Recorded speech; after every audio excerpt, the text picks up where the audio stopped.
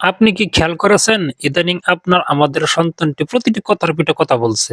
আপনি হয়তো ভালো কিছু বলছেন কিন্তু উত্তর আসছে রুক্ষভাবে বা তর্কের সুরে।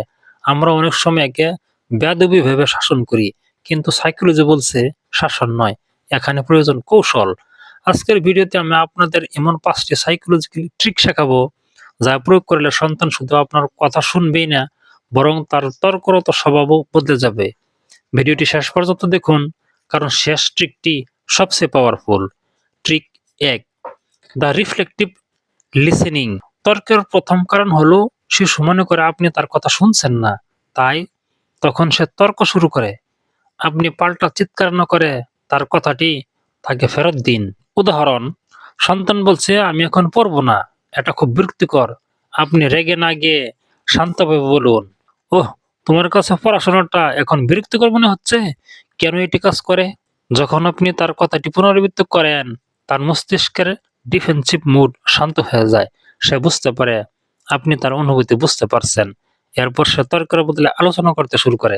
ট্রিক 2, হুইসপার টেকনিক বা ফিসফিস করে কথা বলা। এটি একটি অদ্ভুত কিন্তু জাদুকরী সাইকোলজিক্যাল ট্রিক। যখন আপনার সন্তান চিৎকার করে তর্ক করছে, আপনি আপনার গলার স্বর একদম নিচে নামিয়ে আনুন, প্রায় ফিসফিস করে কথা বলুন। কেন এটি কাজ করে? মানুষ সাধারণত সামনের জনের চিৎকারের পাল্লা দিয়ে নিজের গলার স্বর বাড়ায়, কিন্তু আপনি যখন নিচু স্বরে কথা বলবেন, আপনার কথা শোনার জন্য তাকে শান্ত হতে হবে এবং মনোযোগ দিতে হবে। এটি পরিস্থিতিকে মুহূর্তের মধ্যে ঠান্ডা করে দেয়। ট্রিক 3, চয়েস উইদিন লিমিটস বা সীমাবদ্ধ পছন্দ। সন্তান কেন তর্ক করে? কারণ সে তার জীবনের উপর নিয়ন্ত্রণ চায়। তাকে নির্দেশ না দিয়ে অপশন দিন। উদাহরণ, তাকে বলবেন না এখনই হোমওয়ার্ক করো, বরং বলুন তুমি কি আগে অঙ্ক করবে নাকি ইংরাজি, অথবা তুমি কি 10 মিনিট পর পড়তে বসবে নাকি এখনই শুরু করবে। কেন এটি কাজ করে? এখানে আপনি তাকে দুটি অপশন দিচ্ছেন, যার দুটি আপনার জন্য সুবিধাজনক, কিন্তু শিশুর মনে হয় সে সিদ্ধান্তটি নিজে নিয়েছে, তাই তর্কের সুযোগ কমে যায়। ট্রিক 4, পজ অ্যান্ড ব্রিথ বা নীরবতার শক্তি। তর্ক সবসময় দুজনের মধ্যে হয়।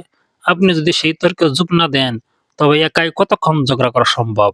কৌশল, সন্তান যখন খুব বেশি তর্ক করবে, আপনি 5 সেকেন্ডের একটি দীর্ঘ বিরতি নিন, লম্বা শ্বাস নিন, তাকে বুঝতে দিন যে আপনি পরিস্থিতি পর্যবেক্ষণ করছেন কিন্তু উত্তেজিত হচ্ছেন না। কেন এটি কাজ করে? আপনার নীরবতা তাকে নিজের ব্যবহারের দিকে তাকাতে বাধ্য করবে। এটি পাওয়ার স্ট্রাগল বা ক্ষমতার লড়াই বন্ধ করে দেয়। ট্রিক 5, ভ্যালিডেট দেন রিডাইরেক্ট। এটি সবচেয়ে গুরুত্বপূর্ণ ট্রিক। শিশুর তর্কের পেছনের কারণটা আগে স্বীকৃতি দিন। কৌশল, আমি বুঝতে পারছি তোমার এখন গেম খেলতে ইচ্ছা করছে, এটি ভ্যালিডেশন। কিন্তু আমাদের নিয়ম অনুযায়ী এখন পড়ার সময়। এটি রিডাইরেক্ট। কেন এটি কাজ করে?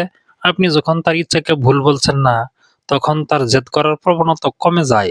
সে আপনাকে শত্রু নয়, বরং বন্ধু মনে করতে শুরু করে। সবশেষে একটা কথা মনে রাখবেন, সন্তান আমাদের আয়নার মতো। আমরা যদি শান্ত থাকি, তবে তারাও ধীরে ধীরে শান্ত হতে শেখে। আজকের এই 5টি ট্রিকের মধ্যে কোনটি আপনার সন্তানের ক্ষেত্রে সবচেয়ে বেশি কার্যকর হবে বলে মনে হয়, কমেন্ট করে অবশ্যই জানাবেন। ভিডিওটি ভালো লাগলে লাইক দিন এবং আমাদের পরিবারের সদস্য হতে চ্যানেলটি সাবস্ক্রাইব করুন। ভালো থাকবেন, সুস্থ থাকবেন। ধন্যবাদ।